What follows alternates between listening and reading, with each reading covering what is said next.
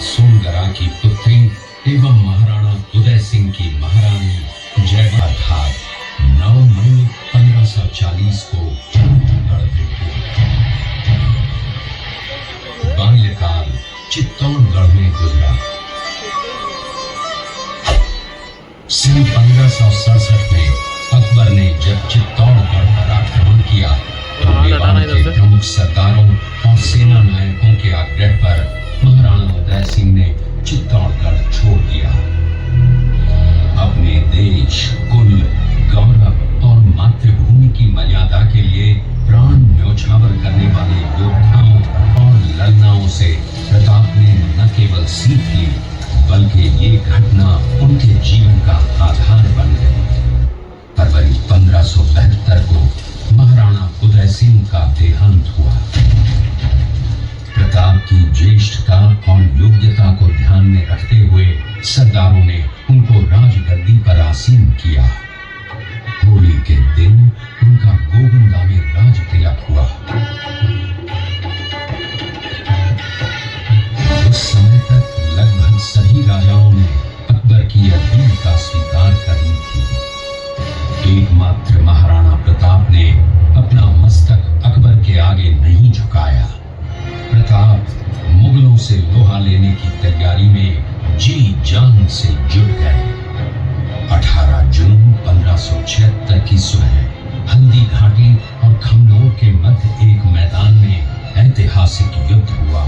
महाराणा प्रताप की सेना गोगुंदा से हल्दी घाटी पहुंची, जबकि सेनापति मानसिंह के नेतृत्व में मुगल सेना ने हल्दी घाटी के ठीक नीचे मैदान में अपना मोर्चा जमाया। मुगल सेना के हरावल दस्ते द्वारा घाटी में घुसपैठ करने के प्रयास की प्रतिक्रिया स्वरूप महाराणा प्रताप की सेना मुगलों पर टूट पड़ी। प्रताप के हरावल सैन्य दलों का नेतृत्व पठान हाकिम हासूब कर रहे थे। भीलू राणा, जो राणा पूंजा के नाम से भी जाने जाते हैं, उनके नेतृत्व में भील आदिवासियों ने गोरिल्ला पद्धति से युद्ध करते हुए मुगलों के छक्के छुड़ा दिए। देखते ही देखते शाही सेना में खलबली मच गई। रक्त तलाई घोड़ों की टापों, हाथियों की चिंगारों और तलवारों की झनकारों से गूंज उठी। चारों तरफ हाहाकार मच गया। युद्ध का घटनाक्रम अचानक उस समय बदल गया जब प्रताप ने अपने घोड़े चेतक को एड़ लगाकर मानसिंह के हाथी पर चढ़ा दिया और उस पर भाले से भरपूर वार किया। मानसिंह हौदे में दुबक गया। हाथी से उतरते समय चेतक की एक टांग कट गई। इस स्थिति को भांपकर महाराणा प्रताप के हमशक्ल सेनापति झालामान ने महाराणा प्रताप से आज्ञा लेकर उनका राजमुकुट धारण किया। मुगल सेना झालामान को महाराणा प्रताप समझकर उन पर टूट पड़ी और झालामान शहीद हो गए। उधर चेतक ने अपने स्वामी को 5 किलोमीटर तक 3 टांगों पर ही लेकर एक बरसाती नाले को पार किया। उसके पश्चात उसके प्राण पखेरु उड़ गए। इस युद्ध से महाराणा प्रताप के मन पर गहरा प्रभाव पड़ा। परिणाम स्वरूप उन्होंने मुगलों पर विजय प्राप्त करने तक राजसी ठाट बाट छोड़ने और पत्तों पर भोजन करने का प्रण लिया, जिसे उन्होंने जीवन भर निभाया। महाराणा प्रताप ने अपना सैन्य बल बढ़ाकर सर्वप्रथम अरावली पर्वत की घाटियों में बसे दिवेर पर चढ़ाई कर विजय प्राप्त की। इसके बाद कुंभलगढ़ पर भी विजय प्राप्त की।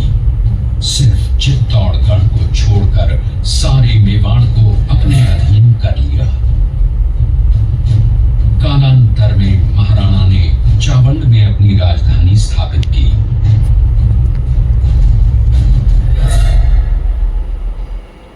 19 जनवरी 1597 को राणा प्रताप ने मात्र 57 वर्ष की आयु में इस संसार से प्रयाण किया।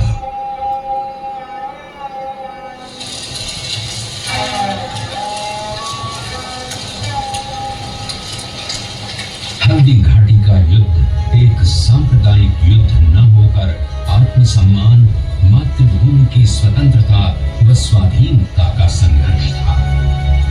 इसका प्रमाण ये है कि जहां पर अकबर की सेना के सेनापति जयपुर के राजा मानसिंह थे, वहीं पर महाराणा प्रताप की सेना के सेनापति काबुल के हाकिम खां सूर थे। महाराणा प्रताप स्वतंत्रता की वेदी पर एक ऐसा अंगारा था जो आत्मसम्मान व देश गौरव के लिए दिन रात जलता रहा, धधकता रहा और अंत में बुझकर भी उसने देश में ऐसा लौह भर दिया जिसकी प्रखर किरणों ने भारत माता को गुलामी की जंजीरों से मुक्त कराने के लिए सदा प्रेरित